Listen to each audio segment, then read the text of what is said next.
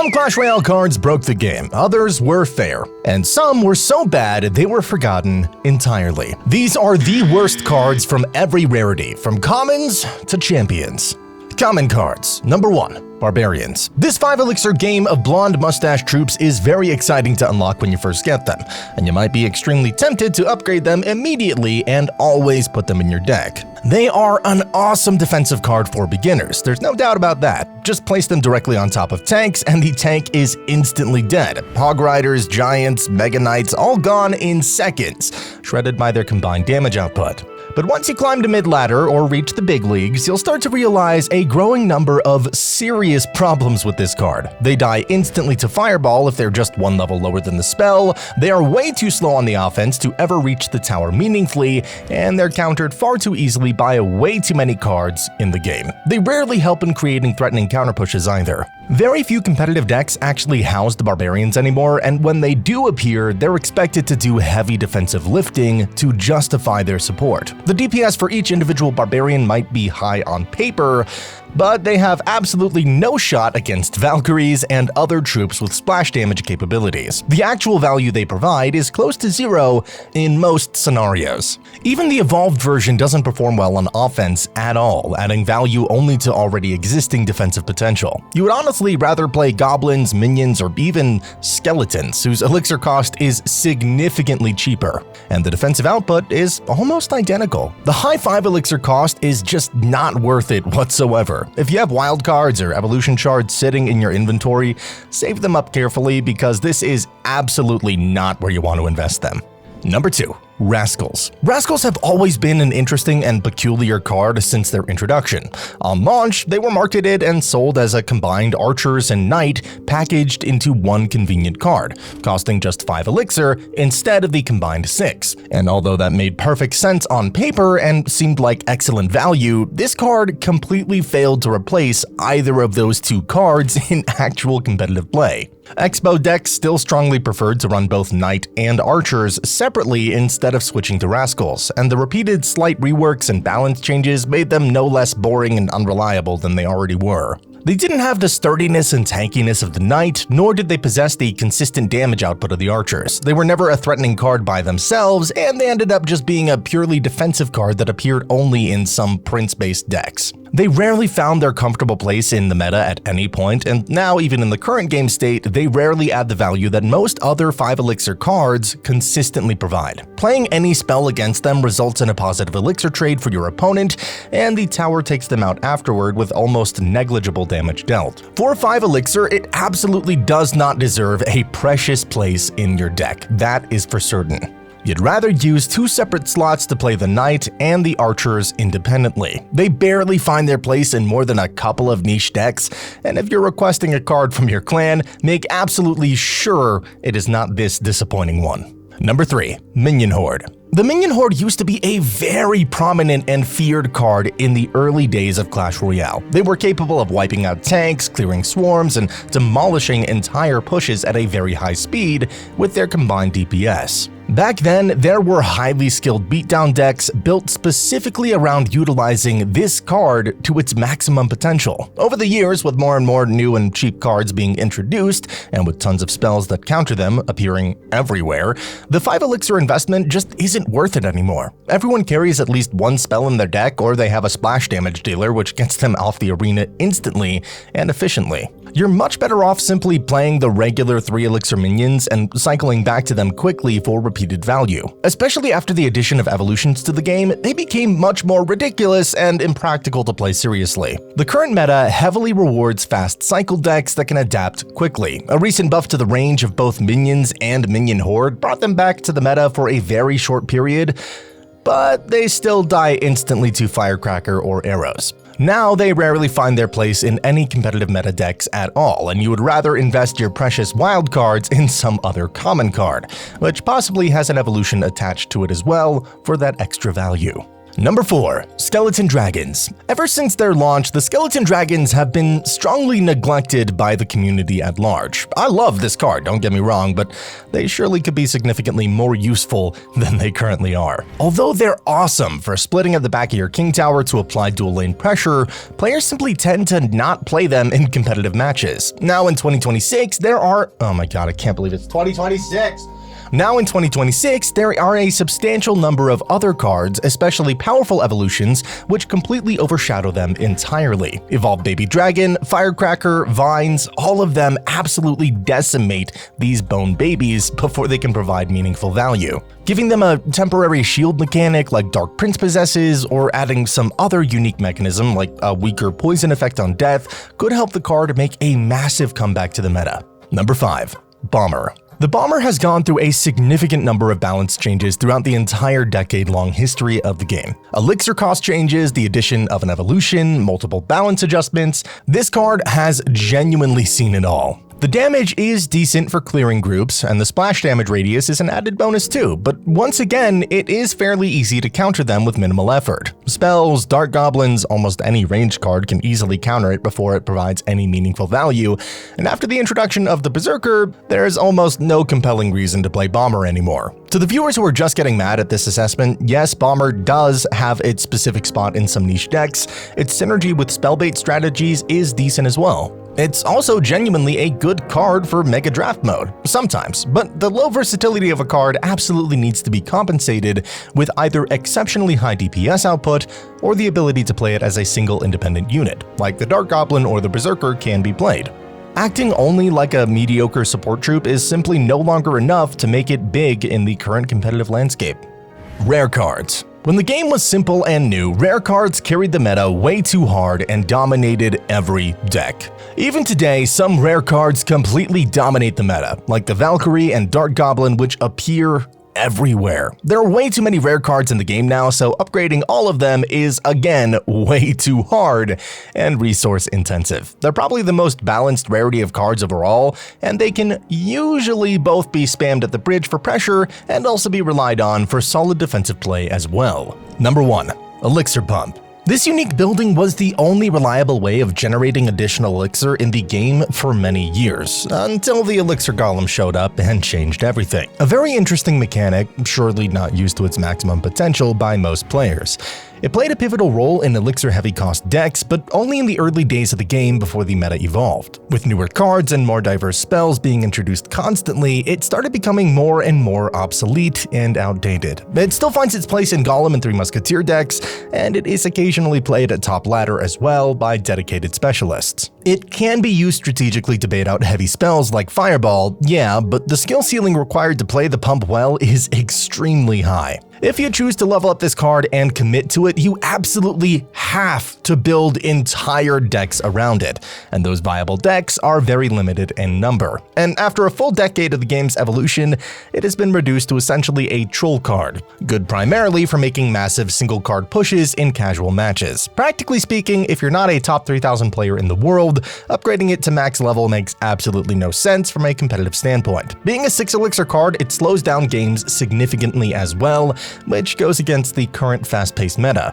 You could certainly learn to play it well in friendly games if you want to become a full-time competitive gamer, but for casual players, this is just not the card you want to invest in. A rework in the elixir cost or the addition of an evolution might be a complete game changer for this card, but without those significant changes, it's gonna remain a bottom 5 rare card to upgrade. Number 2. Suspicious Bush. The Suspicious Bush was released alongside the Goblin Demolisher and the Goblin Machine, and it still remains the only invisible win condition in the entire game. The damage output of the goblins that spawn is actually pretty high too.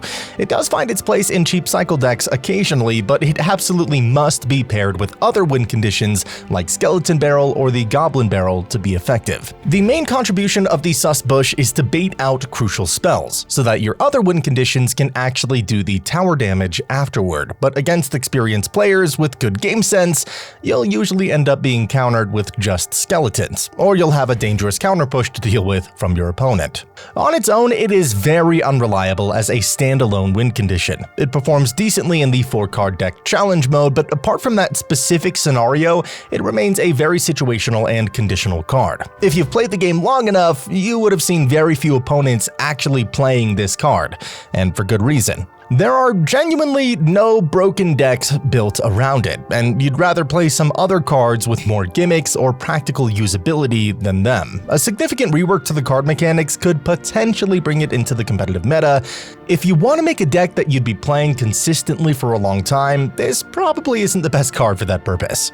Number 3. Heal Spirit. Veterans would remember the legendary Heal spell, which was honestly a complete game changer when it existed. Unfortunately, it proved too difficult to balance properly and eventually got replaced with the Heal Spirit back in 2020. Some players were absolutely devastated by this change, while most people just simply didn't care at all. The Heal Spirit would go on to receive numerous balance changes over the years, but compared to other spirits in the game, its output remains fairly low even now. It provides basically no real value when compared to the Electro Spirit, which chains devastatingly into massive pushes, or the Ice Spirit, which functions as a top-tier defensive card. It is slowly finding its niche place in some Elixir Golem and Elite Barbarian decks, but the usage rate still remains understandably low across the board. It is the only spirit which is solid at offense, but terrible at defense, the complete opposite of what you want. Cheap cards are meant to be the core defense of your deck, allowing you to use heavier troops to create much more menacing pushes. To add salt to that wound, upgrading it barely affects the stats meaningfully. The increase in health and healing isn't too significant,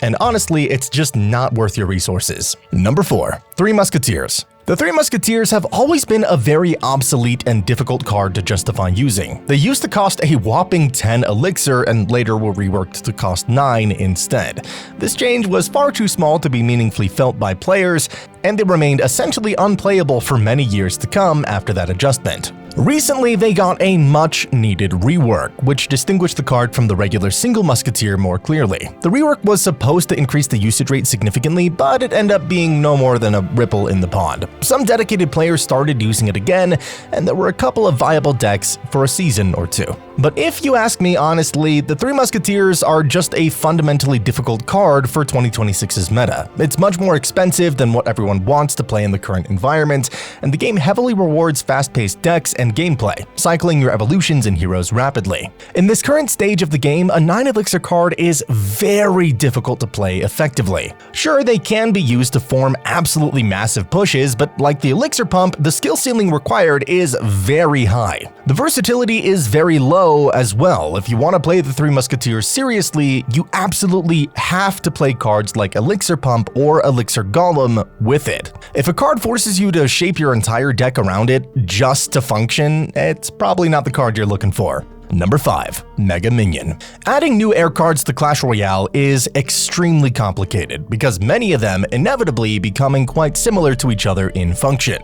The Mega Minion was absolutely no exception to this rule. On its initial launch, it was one of the only few flying cards available in the game, and its unique features were quite prominent and noticeable. It was essentially a minion, but with significantly more HP and damage output. Simple, but effective. Here's an interesting fact that many players don't know. After the change to its range back in 2019, it has gotten absolutely no significant changes at all since then. Supercell seems to have completely forgotten about it entirely. Cards like the Flying Machine and Phoenix are very similar in their core mechanics, making the Mega Minion feel even more boring and redundant to play in comparison. Its usage rate across all trophy ranges remains very low, and the actual value it adds to your deck is even lesser. After the introduction of evolutions, it struggles desperately to justify its existence in any deck. It got thrown out of beatdown decks that used to rely on it, and cheap cycle decks absolutely do not appreciate slow cards like this one. For such a forgotten and neglected card, a hero ability version could be the only potential savior at this point. Number 6. Battle Healer. A significant number of cards have been adopted from Clash of Clans over the years, and the Battle Healer is no exception to this trend. Although the card is quite balanced in terms of stats, it completely fails to find its comfortable place in the meta. The versatility of the Battle Healer is quite low, synergizing well with almost no other cards in meaningful ways. On its own, it's a mediocre defensive card at best, and it is extremely weak at offense. To get some significant healing value, you actually need multiple Battle Healers on the ground simultaneously, which is often impractical. It found its place, strangely enough, in Elixir Golem decks, primarily because of the naturally low HP of the Elixir Golem and its blobs. Other than one or two extremely niche decks, it remains extremely underutilized throughout the entire history of the game. Her low hit speed has a major contribution toward the consistently low usage rate. Turning it into a flying troop could potentially make a massive change to its viability, but as of right now, it is a terrible card to request from your clan donos. Number 7. Barbarian Hut. The Barbarian Hut has both its dedicated set of passionate lovers and frustrated haters. It is, honestly, a very enjoyable card to play when it works. And for just 6 elixir, it spawns out tons of barbarians over time. It's a superb defensive building with quite high HP as well, and it's very good at spell baiting your opponent's valuable spells, too. But, just like the Battle Healer, it completely failed to synergize well with most modern deck archetypes and cards. Countering the individual barbs on their own isn't extremely hard either once they cross the bridge. At low levels, it is a very bad card for sure, with the barbarians providing almost no value in either defense or offense. The various elixir cost reworks over the years have failed to successfully push it into the competitive meta, and to be completely honest, it does feel like quite a slow and outdated card. Especially when there's a hero mini P.E.K.K.A. or evolved Mega Knight running toward your tower at lightning speed. A slight buff or a fundamental change to the barbarians themselves, similar to the significant one we got with the 3 Musketeers, could bring it right back into every deck and make it viable again. Alright, epic cards. In the early days, players used to be completely obsessed with epic cards because they were far stronger than any other rarity by a significant margin. Over time, with newer rarities of cards being introduced and more features being added, they're not that dramatically different from rare cards anymore. Upgrading them is slightly harder than rare cards because you need fewer total cards. Obtaining epic cards is much more difficult through normal means. Cards like Prince and Witch steal the limelight and remain popular, but there are some epic cards which don't feel epic at all. Number 1. Goblin Drill. This 4 elixir win condition was an absolute menace in its early days, and it was super annoying to counter properly as well.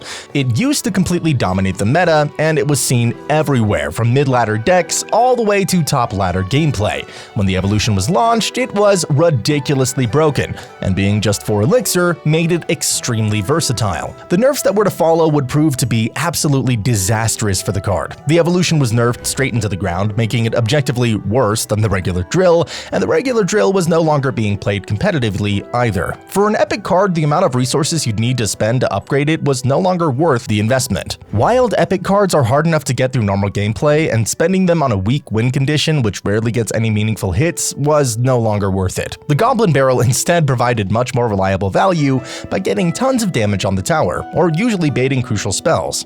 And it has a pretty cool evolution to boot. Meanwhile, the drill was only viable to play in double and triple elixir modes, and it usually needs multiple win conditions like Skeleton Barrel or Wall Breakers to have any chance at dealing damage. Number 2. Void.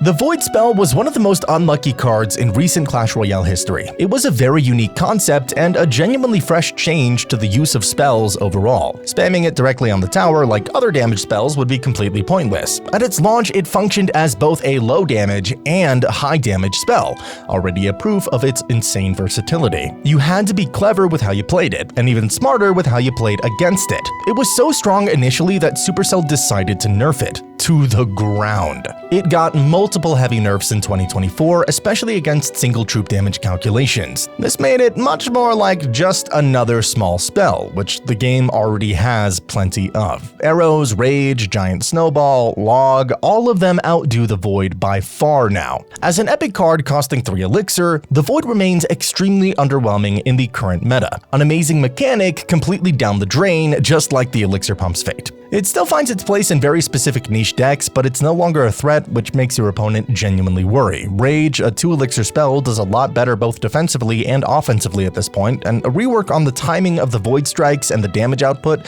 could bring it back into relevance. But there seems to be no upcoming updates which intend to do this anytime soon. Number 3. Goblin Curse. The Goblin Curse was one of the most game-changing cards as well when it first appeared. It did turn any card into goblins, yeah, but what made it truly unique was the damage amp mechanic it provided. For many months, it was absolutely broken, and most players didn't fully realize the potential it had. When people did finally realize it, we got the single most broken deck of 2025, enough to give everyone their war flashbacks. The infamous P.E.K.K.A. Goblin Giant Goblin Machine deck. The deck which completely shaped the meta and forced emergency nerfs for a significant number of cards. If you faced this deck, you had to be mentally prepared to lose. No reliable counters existed, and the Rage and Goblin Curse meant all swarms were instantly dead. The nerfs were a clear sign of the incoming death of the Goblin Curse. Soon the damage amplification would be entirely removed, wiping the Goblin Curse almost entirely from the meta. For the Goblin Curse fanbase, I'm a part of you, and I absolutely love this card as well, but for new players, this is just not the card that would get you too far ahead competitively. It's an absolute gem for trolls, and in rare cases it can give instant 3 crowns, but those moments are extremely rare. Although it is a fun card to experiment with, the versatility has significantly been reduced. Other small spells outdo it by far. An extremely conditional epic card. That's a spot where you don't want to pour your resources into. Amazing concept, but nerfed into the ground. Number 4. Rune Giant. The Rune Giant has always been an interesting and controversial card. In its early days, it was so broken with certain card combos that you could just tread entire armies of P.E.K.K.A.s with just hunters and firecrackers supporting it. It got some instant emergency reworks, and after some back and forth adjustments, it ended up with just a similar fate to the Void spell. It currently is so bad that no meta decks are even built around it anymore. It might be the only card with more hate than the Barbarian Hut. She still synergizes well with very specific cards like Berserker, but other than that extremely niche interaction, it's just a 4-elixir ice golem with a bit more HP. As a tank, it's totally obsolete, providing no meaningful value. A troop like her is quite hard to balance properly. Yeah, a change to the elixir cost could possibly bring her back into relevance, because as of now, she most definitely is not worth that 4 elixir, and an entire deck slot you'd waste on her. The defensive potential is close to 0 as well, and being an epic card is the final straw. No one wants to waste their hard-earned wild cards on this poor woman. Legendary cards. In the late 2016 to 2018 era, unlocking a new legendary used to be a genuine celebration with your Clash friends. They took up a warm spot in our hearts and still do for many players. Well, except some specific decks where you want to throw your iPad at the wall in frustration. In truth, we've gotten some really good legendary cards over the years, but the game is no longer what it used to be. Legendaries became less rare and special, and way more simple in terms of their mechanics. Champions truly put them out of their top spot, followed soon by the introduction of evolutions, and then heroes. Number 1. Spirit Empress. The Spirit Empress is the only card yet with a genuine dual mode mechanic. You can use her as a solid air support unit or switch her into a ground defensive troop. It was expected to change the dynamics of the game significantly and shake up the fast-cycled meta. On paper, it sounded perfectly well designed, but in reality, it barely created a ripple in the meta. Although the damage was good and the range was excellent, players didn't want to upgrade one more legendary card just to watch it get nerfed all over again. It found its spot in only a few beatdown decks and was welcomed only by some dedicated top ladder players who had the time and resources to master her properly. For the casual player, putting so many resources into a card which barely fits into decks just doesn't make a lot of practical sense. The duality of the card was also not taken very well by the community. It was rather seen as a fundamental weakness. The ground version was so weak that when your opponent played her, it usually meant desperation and also revealed their current elixir count. The card has gotten some recent buffs, but it still shows no signs of bouncing back soon into the meta. A change in the hit speed could bring her back, but as of now, she's gotta be a bottom 4 legendary card. Number 2. Lava Hound. Lava Hound has always been a core part of the Lava Loon deck, which was directly inspired from Clash of Clans gameplay. It is the only air card which can truly be called a tank. The reasons this card are considered bad are pretty obvious. For 7 elixir, it's similar to a rune giant if you just look at the damage output. The real threat comes from the pups, which can be easily countered with a single spell. Apart from Lava Loon and variations of that deck, it barely has 1 to 2 other popular decks where you can play it effectively. A saving grace for Lava Hound could be an evolution or maybe even a change in rarity to make it more accessible. The Super Lava Hound from Special Challenges was a good concept, making it a bit harder to counter. Releasing the pups in 2 waves like the evolved Skeleton Barrel could make it a lot more balanced as well. The possibilities are very limited though, and investing resources on her is probably not a good idea unless you plan on playing those specific decks for a very long time. Number 3. Night Witch. The Night Witch has gone through some pretty significant changes throughout the last decade as well. It's a decent card on its own and supports golems nicely too, but over the past few years, cards like Evolved Electro Dragon, Firecracker, and other spells, they've pretty much just snipe her out of the arena completely. It doesn't find its place in the new meta, especially with faster decks dominating. The synergies are limited and the vulnerability to spells is her biggest problem. She also can't be relied upon to solely defend entire pushes, requiring support herself as well. For 4 elixir, she's quite easy to kill. If your opponent is playing fast decks, getting your golem on the ground will be quite hard in and of itself, along with supporting it effectively. A rework on her HP or an evolution could bring her back. She's still a decent pick in Mega Draft, but a card which deserves your gold and gems? Probably not. Number 4. Phoenix. Phoenix was released with the Monk and was extremely overpowered initially. The rebirth mechanism was completely busted and it would do the same damage as the original Phoenix. It could take out swarms effortlessly and honestly it was functioning as a win condition. Combine her with Battle Healer and we get the Phoenix cycle decks of the early days. It soon was hit by a number of significant nerfs, reducing the HP and damage it dealt. The most significant nerf was when its rebirth mechanic was killed all the way to the ground. Now the Phoenix almost never respawns. Just like the Spirit Empress, anyone would rather play a flying machine or a mega minion and just save that 1 elixir. It slowly fell out of the meta when it used to dominate the decks. Now it belongs only to some niche Royal Giant, Elixir Golem, and Lava Hound decks. The recent buffs aim to bring it back into the meta, but honestly, it probably needs some major speed buffs or even an evolution to make a real comeback. Champions. The abilities of champions paved the way for heroes, and they barely have any difference between them anymore. With more and more heroes being released every month, champions will probably be falling out of favor and might be needing some major buffs to be played again. Boss Bandit is still broken, but some other champions have gotten quite some nerfs after their launch, making them pretty obsolete in the new meta. Number 1.